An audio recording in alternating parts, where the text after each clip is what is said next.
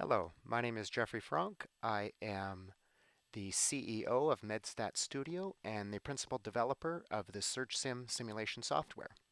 Today I will be taking you through a simulation tutorial on simulation training in emergency department surge capacity in low resource environments.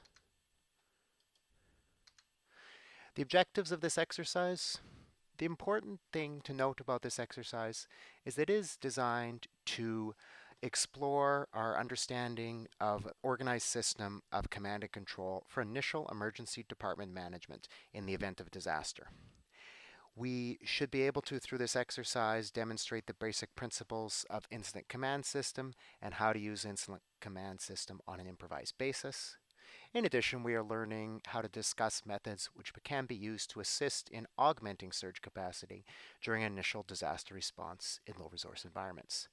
Please note this is not a clinical exercise. It is not an exercise in clinical management. You are not being graded on your clinical management. The scenario.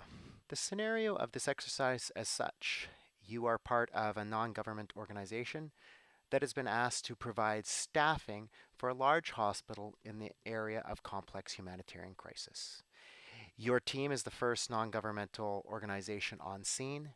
Most of the local staff have already left the area, and those that remain are tired and overworked. And in the area, there is civil unrest and violence. The hospital that you will be working on is large, but it has very limited resources. There are no additional staff positions available, except those that are part of your team. There may be some volunteer medical students available, depending on the scenario provided for you by your facilitator. The hospital has no CAT scan, no MRI, no ultrasound. There is no intensive care unit.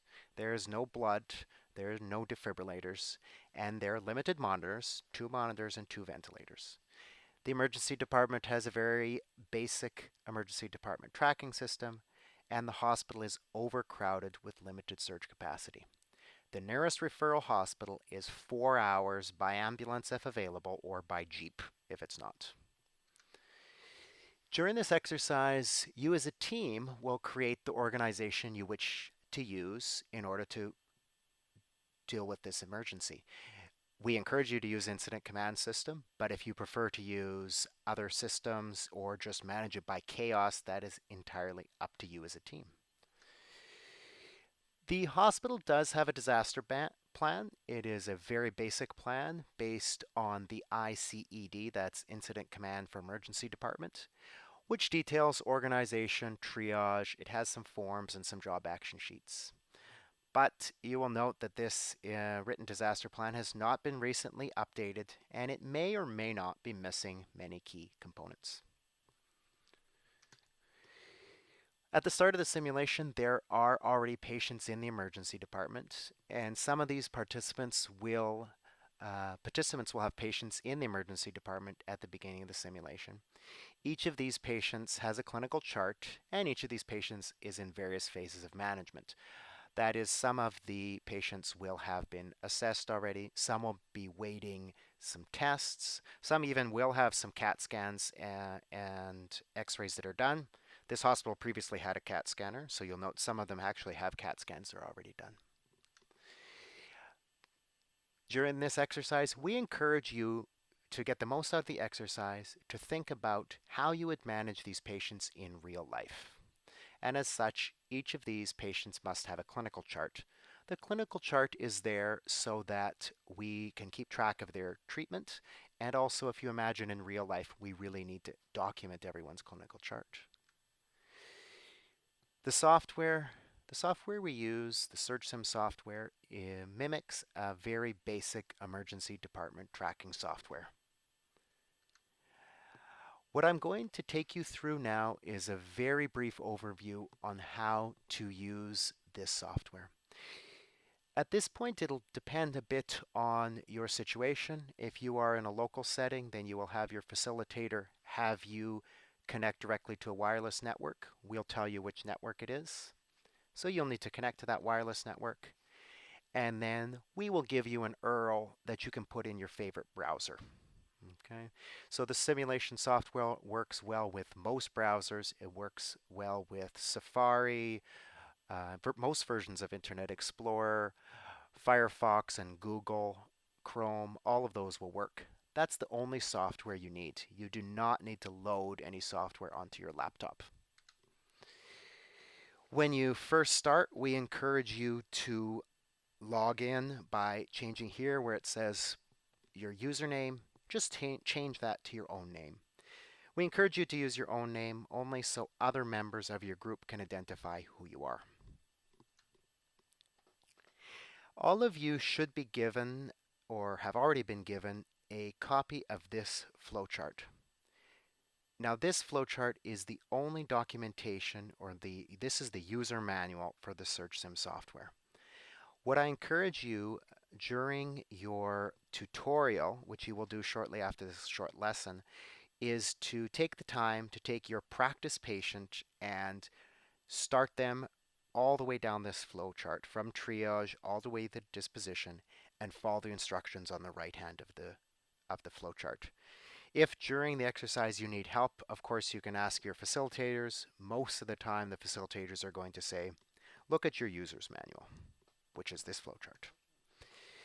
So starting at the top, the first thing we do when our patients arrive is triage them. For this, we click on the triage button on the lower toolbar, and after triage, patients appear in the waiting room.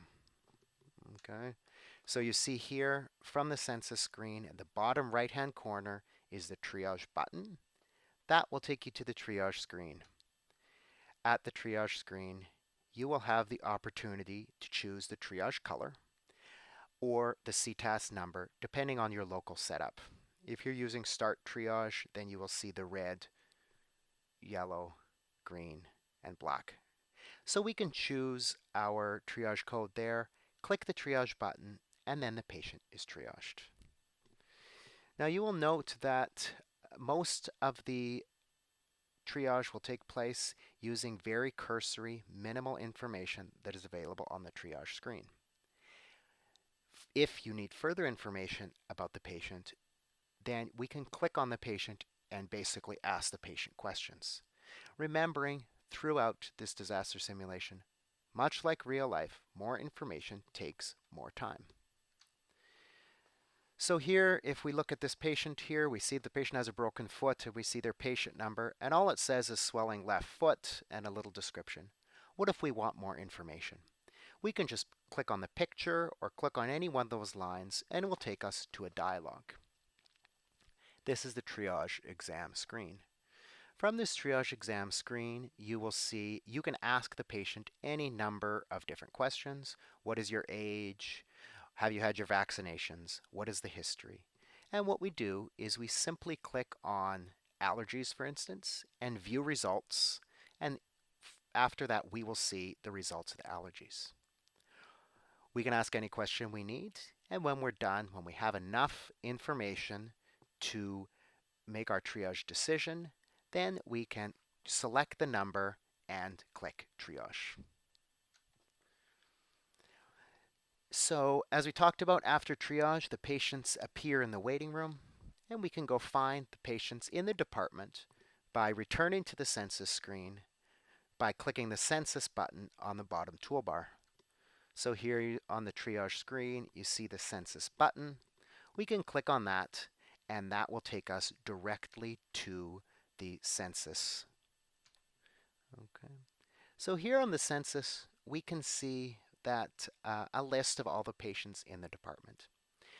One of the things that happens very quickly in real life and in simulation is that as the number of patients in the department becomes very large, it can become rather difficult to see where your patients are. Because of this, you can choose to view all the patients, or you can say, oh, I only want to see my patients, or only the patients in the red area.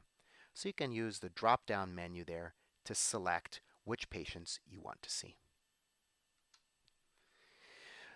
Triage code can be changed at any time. Basically, what we can do from there is on the census screen, we click on the colored triage button and choose and read triage code. And we click the change triage button. Here you see on the census screen, these patients have been triaged green. If we want to change the triage code for patient 19012, we click on that green box. We can change the number by choosing a different color and then clicking the Change Triage button. Again, after triage, patients appear in the waiting room, and we will need to assign them to a room. So here on the flowchart, it explains right beside assigning to room how to do that. Basically, you'll see the column that says room, the WR standing for waiting room. We can click on that, and a pop-up box tells us which rooms are available. So we can choose one of these rooms from the pull-down menu and then click the Change Room button, and our patient will be moved to that room. Now, if you are looking for a room and it doesn't appear on this list, or if no rooms appear on this list, that means that the rooms are occupied, and you will need to think as a team on how you will deal with that. What surge capacity maneuvers will you use to change that? Next, you see on our flowchart, we've triaged our patient, we've assigned them to a room, and now we need to assign them to a responsible practitioner, which is usually this button here that says unassigned at the outset. So initially the MD is unassigned, and we click on that column to change the name.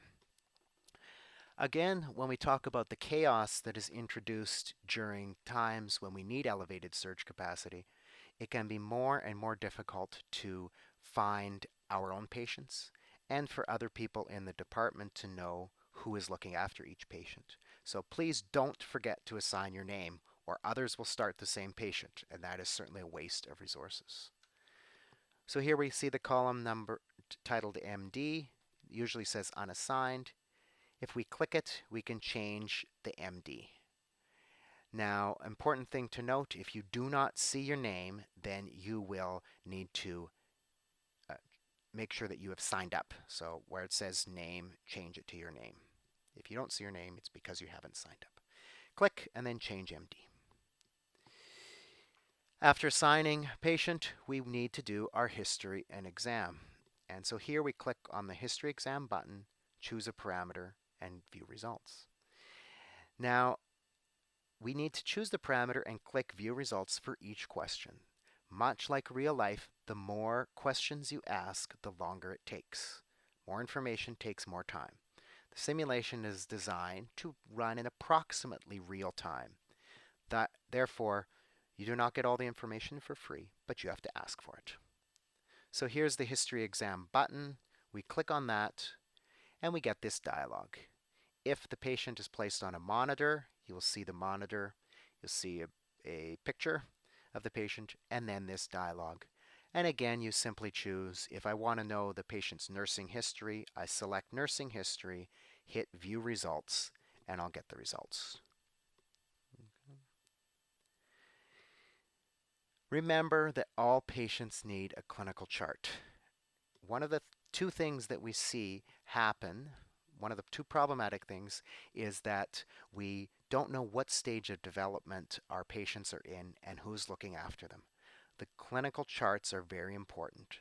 The groups that work very effectively in the simulation often use the clinical chart, this piece of paper, as a proxy for the patient, and they pass that around from triage to clinical treatment to disposition.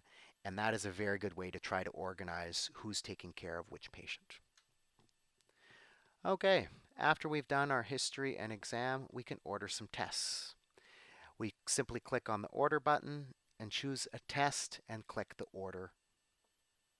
Okay, so here we see the order lab x-ray column. We click order, and we can see this drop-down menu.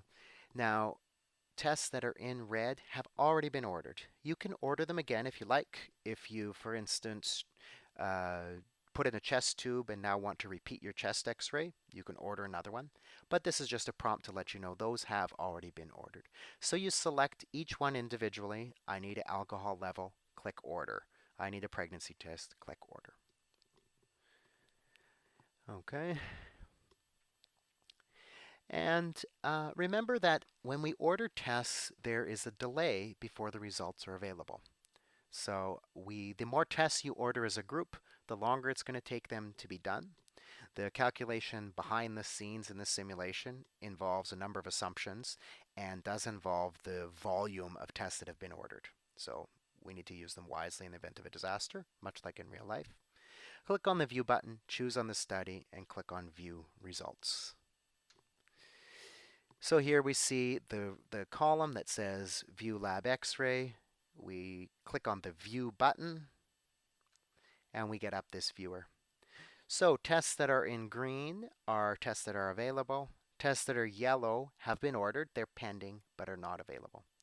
So you simply click, I want to look at this left lateral hand. I click View Results, and the image comes up.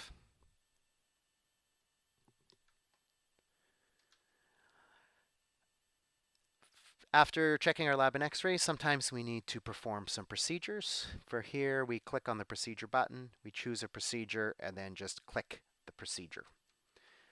So here we see the procedure column. Click on procedure, and we can choose any number of procedures. Those in red are already been done, so this patient is already on a monitor and has oxygen. If we want to select another one, for instance intubation, we just click on intubation and type the procedure button, and we get to this procedure delay. Now, procedure delays in this simulation are a rough approximation of real time. They are the benchmarks are developed from a real study which measured these in the emergency department. So when you click the Start Procedure button, you will get a timer that tells you how long your procedure will take.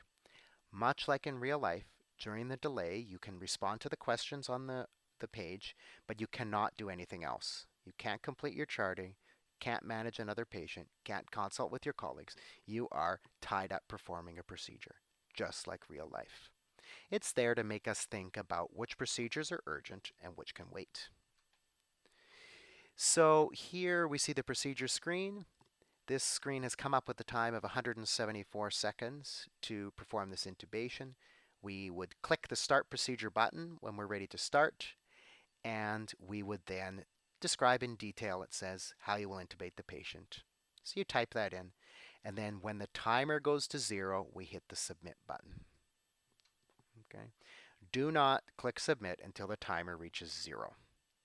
If you have to stop the procedure, for instance, you're doing a laceration repair and your incident commander tells you, I need you to intubate a patient, then you can click the Abort Procedure button. The procedure is considered to be not done, and you would need to come back and do it later. Again, just like real life. And then finally, we make our disposition decision. Here in the simulation, you can admit patients, you can discharge them, you can send them to the operating room, you can send them to the morgue, or you can send them to intensive care units if it's available. However, we will assume for the sake of the simulation that patients can be admitted or go to the operating room without consultation. Okay? So if you decide that you would like to send a patient to the operating room, just click there. You don't need to talk to the surgeons. Okay, so here's the disposition column. You push on there, and you click down, you'll see a drop-down list.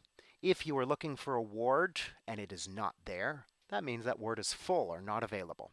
In which case, again, you would need to think about what you would do as a team to deal with that surge capacity scenario.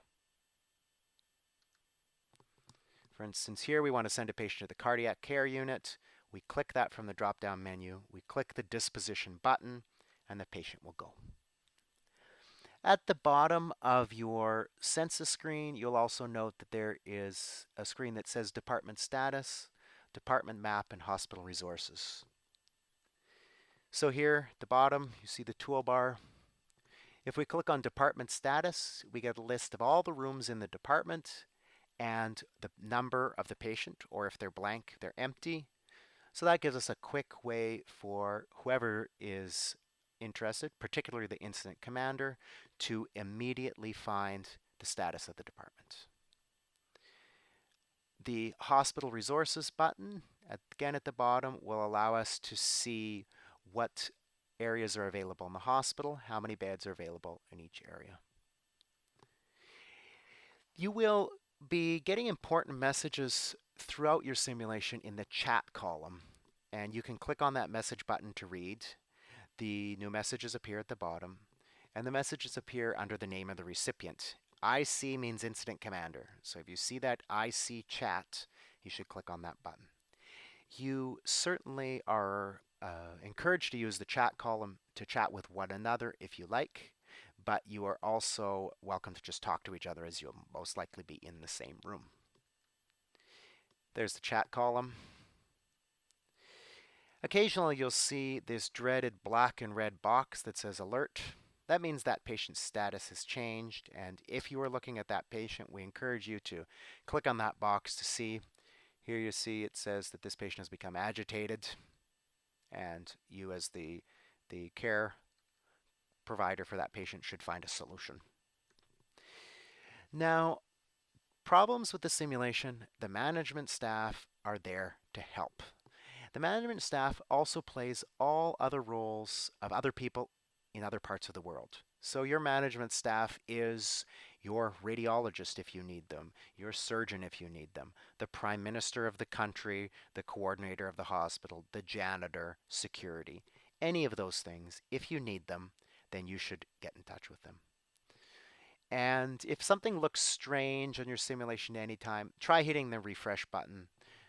Much like usual day-to-day activity in the emergency department, sometimes the database needs a little refresh. So that concludes the brief lesson tutorial on how to use the SurgeSim software. What we encourage you to do at this point is, in conjunction with your coordinator, is to take your tutorial flow sheet, and you should be given a practice patient by your facilitator. Take your practice patient, triage them, assign them to a room, move them around, assign them to a physician, do their history and exam, order some tests, check some lab and x-rays, perform procedures, and dispose of them. This practice patient is there for you to learn how to use the software, so please feel free to move them about the department, perform unnecessary procedures. It's just there for you to practice. And again, if there are any problems, please make sure that you contact your facilitator. And that's it. Again, my name is Jeffrey Franck, and I hope that you will enjoy your simulation.